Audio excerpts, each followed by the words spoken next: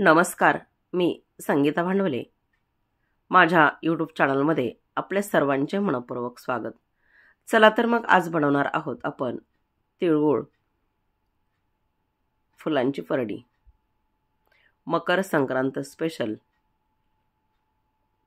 सजावटीसाठी ही सुंदर अशी रेसिपी आपल्यासाठी घेऊन आलेली आहे. यापूर्वी देखील मी तिळगुळांची बाहुली तयार केलेली आहे. माझ्या चॅनलवर याचा व्हिडिओ अपलोड झालेला आहे, तुम्ही पाहू शकता. यासाठी लागणारे साहित्य: 1 वाटी पांढरे शुभ्र तीळ, 1 वाटी साखर, 2 चमचे तूप, काही खाण्याचे रंग घेतलेले आहेत आणि 1 कटोरी किंवा बाउल तुम्ही अशा पद्धतीने या ठिकाणी घ्यायचा आहे. सर्वप्रथम मंद आचेवर आपण हे पांढरे स्वच्छ तीळ भाजून घ्यायचे आहेत. या ठिकाणी मी गावरान तीळ घेतलेले आहेत की जे थोडेसे मातकट रंगाचे असतात. दिसायला जरी थोडेसे काळपट दिसत असले तरी या गावरान तिळाची चव खूप छान असते. अगदी मंद आचेवर हे तीळ आपण छान खमंग खरपूस वास येईपर्यंत भाजून घ्यायचे आहेत. तुम्ही जर हाय फ्लेमवर तीळ भाजत असाल तर तीळ आतपर्यंत न भाजता त्याला कडवटपणा येईल, म्हणून एक काळजी घ्यायची आहे की तीळ भाजत असताना थोडेसे मंद आचेवर भाजून घ्यायचे. छान आता तीळ आपले छान असे फुलून आलेले आहेत. हे तीळ एका भांड्यामध्ये काढून घ्या. त्याच कढईमध्ये 1 वाटी आपण साखर घालायची आहे आणि या साखरेचा पाक करण्यासाठी बिलकुलही पाणी वापरायचं नाही. पाहू शकता, साखरेला उष्णता लागली की लगेच वितळण्यास सुरुवात होते आणि थोडंसं आवश्यकता असेल तर या ठिकाणी 1-2 चमचे तूप देखील तुम्ही घालू शकता. त्यामुळे साखर लवकर विरघळते आणि छान असा त्याचा पाक तयार होतो.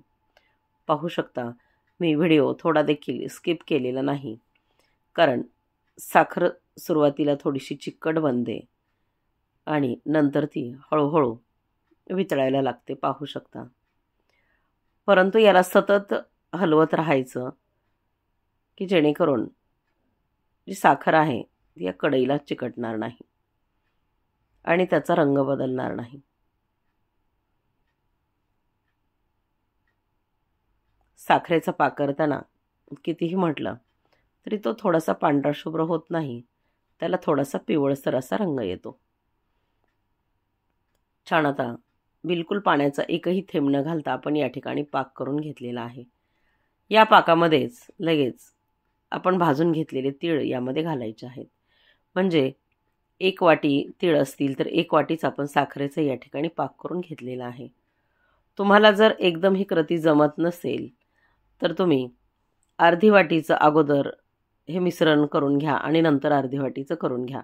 म्हणजे आपल्याला फुलांच्या परडीचा खालचा भाग बनवण्यासाठी अर्धा भाग लागणार आहे आणि फुलं बनवण्यासाठी अर्धा भाग लागणार आहे. मी या ठिकाणी एका वेळेसच बनवून घेतलेलं आहे. आता पोळपाटाला तूप लावून घेतलेलं होतं आणि हे मिश्रण गरम असतानाच असं पोळपाटावर घालून घ्यायचं. या सर्व मिश्रणापैकी मी अर्ध मिश्रण यामध्ये घालून घेतलेलं आहे.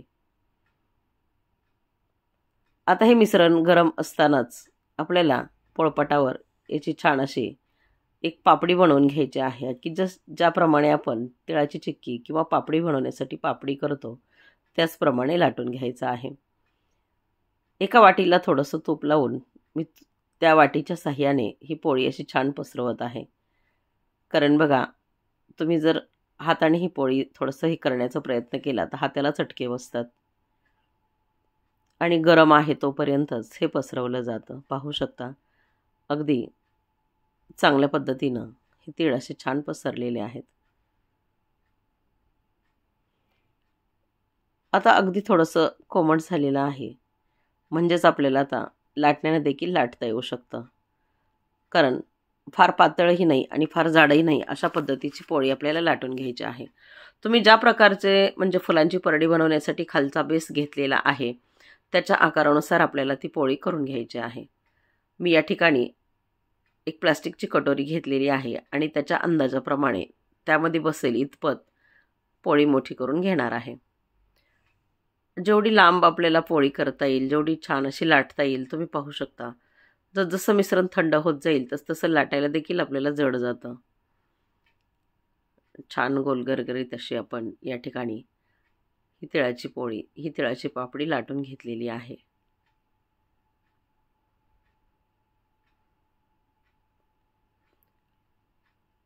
आता ही गरम आहे तोपर्यंतच किंवा कोमट आहे तोपर्यंतच ही पोळपाटाची अशी सैलसर करून घ्यायची. तुमच्याकडे जर बटर पेपर असेल किंवा इकोवेस्टचा जर पेपर असेल तर तुम्ही पेपरवर देखील लाटू शकता.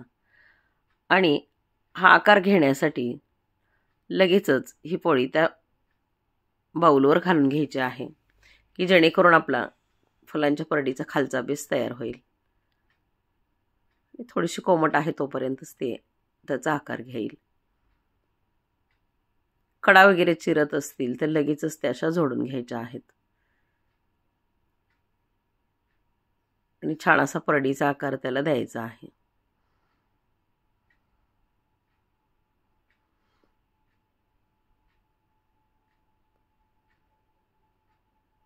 तुम्ही जर चॅनलवर नवीन असाल तर चॅनलला सबस्क्राईब करायला विसरू नका. सबस्क्राईब केल्यानंतर समोरील बेल आयकॉन देखील क्लिक करा, म्हणजे मी जेव्हा व्हिडिओ अपलोड करेल तेव्हा त्याचं नोटिफिकेशन सर्वात अगोदर तुम्हाला मिळेल.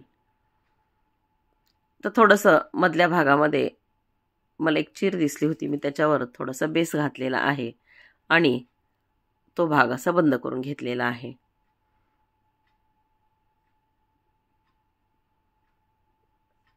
सर्व बाजूंनी छान आता ही फुलांची परडी आपली बनलेली आहे. आणि लगेचच आपल्याला ही काढता देखील येऊ शकते, कारण त्या बाऊलला देखील आपण थोडंसं तूप लावून घेतलेलं होतं. छान आता हा खालचा बेस आपला तयार झालेला आहे. बघा, छान असा खोलगट आकाराचा आपला हा बेस तयार झालेला आहे. आता हा बेस आपण बाजूला ठेवून देऊ आणि ह्या फुलांच्या परडीला पकडण्यासाठी आपण हँडल तयार करू. तर या ठिकाणी त्यातीलच काही भाग मी या पोळपाटावर घेते आहे आणि जर थंड झाला असेल तर मंद आचेवर ह्याला पुन्हा गरम करायचं आहे आणि पुन्हा पुन्हा वापरायचं आहे. गरम आहे तोपर्यंतच मी त्याला पकडण्यासाठी थोडीसं हँडल करणार आहे. तर अशी लांब अशी लोई लाटून घ्यायची आहे.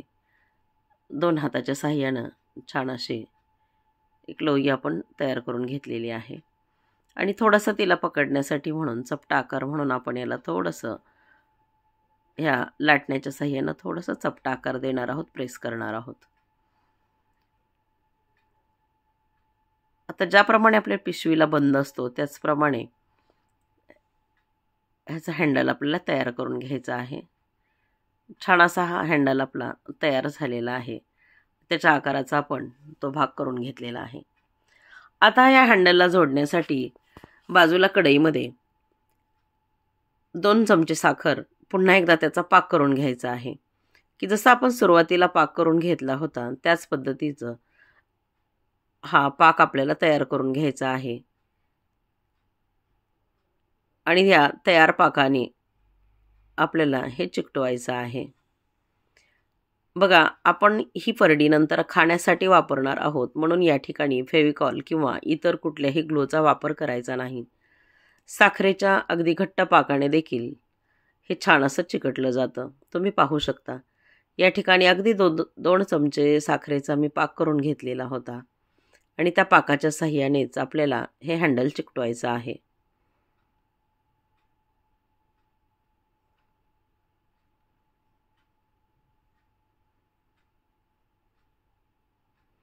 अगदी संक्रांतीचा पहिला सण म्हणजे तिळवा असेल तर त्याला डेकोरेशनसाठी तुम्ही अशा पद्धतीनं फुलांची परडी करू शकता. आता आपला खालचा बेस आणि हँडल छान असं तयार झालेला आहे. पुन्हा हे मिश्रण थोडंसं गरम करायचं, पोळपाटाला तेल लावायचं आणि फूल बनवण्यासाठी या ठिकाणी पुरीपेक्षा छोटी किंवा तुम्हाला ज्या आकारात फुलं पाहिजेत त्या आकारामध्ये पुन्हा त्याची पापडी बनवायची आणि 4 ते 5 फुलं तुम्ही या ठिकाणी करू शकता. यासाठी तुम्ही खाण्याच्या रंगाचा देखील वापर करू शकता. थोड्या मिश्रणामध्ये खाण्याचा रंग लावून त्यामध्ये वेगवेगळ्या रंगाची तुम्ही या ठिकाणी फुलं बनवू शकता, पाने बनवू शकता. पानांसाठी मी हिरवा कलर वापरलेला आहे आणि पानांचा आकार काढून घेतलेला आहे.